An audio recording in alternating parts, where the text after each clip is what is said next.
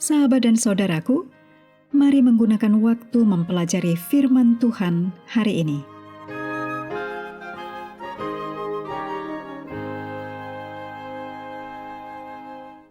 Hari Kamis tanggal 23 Oktober, judulnya Opsi Terbaik Kedua.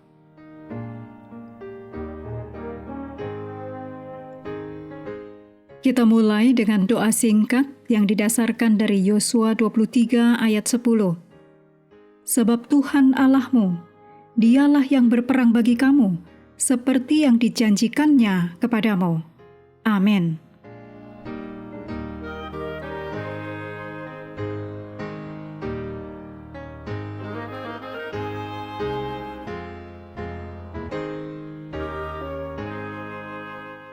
Dalam Keluaran 17 ayat 7-13 dan Yosua 6 ayat 15-20, ada kesamaan di antara kedua narasi perang ini.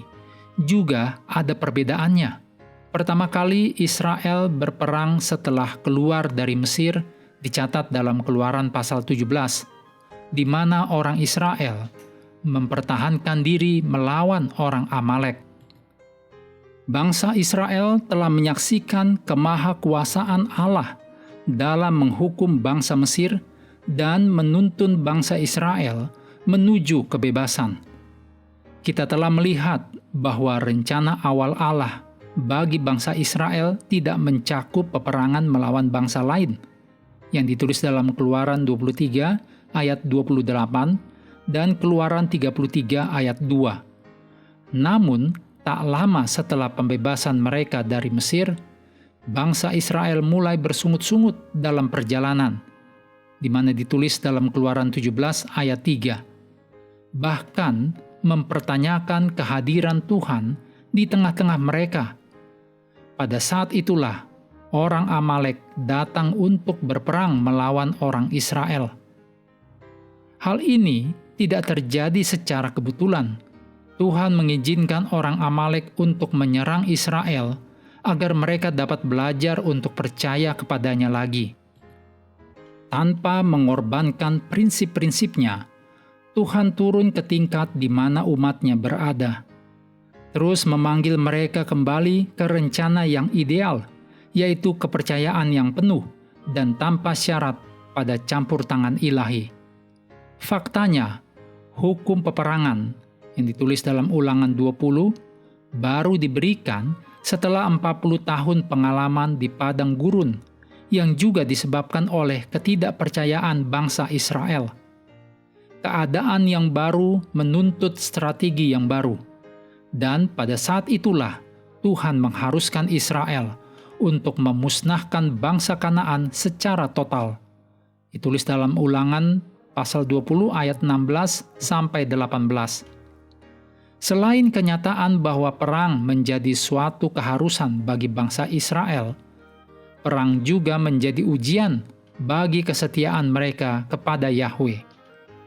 Tuhan tidak menyerah kepada mereka, tetapi mengizinkan mereka untuk menyaksikan kuasa-Nya dengan mengalami ketergantungan total kepadanya. Partisipasi bangsa Israel dalam penaklukan ini terlihat jelas dari kesimpulan yang diambil oleh Yosua di akhir kitab ini.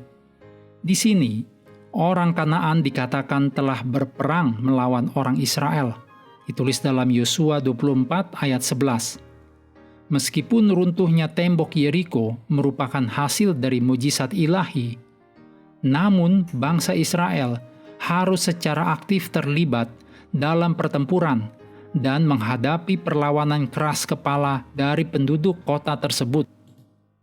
Partisipasi Israel dalam konflik bersenjata menjadi cara untuk mengembangkan kepercayaan tanpa syarat pada pertolongan Yahweh.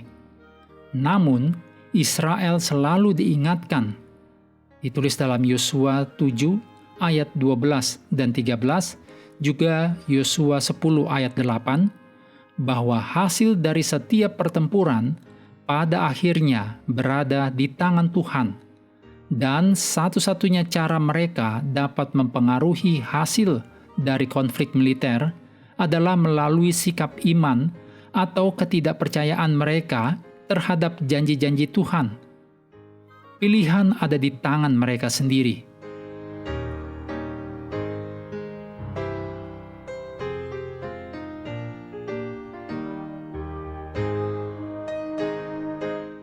Mengakhiri pelajaran hari ini, mari kembali ke ayat inti, Yosua 10 ayat 14. Belum pernah ada hari seperti itu, baik dahulu maupun kemudian, bahwa Tuhan mendengarkan permohonan seorang manusia secara demikian, sebab yang berperang untuk orang Israel ialah Tuhan.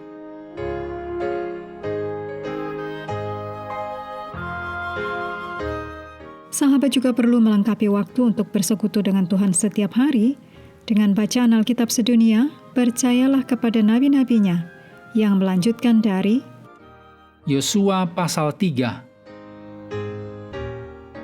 Tuhan memberkati kita semua.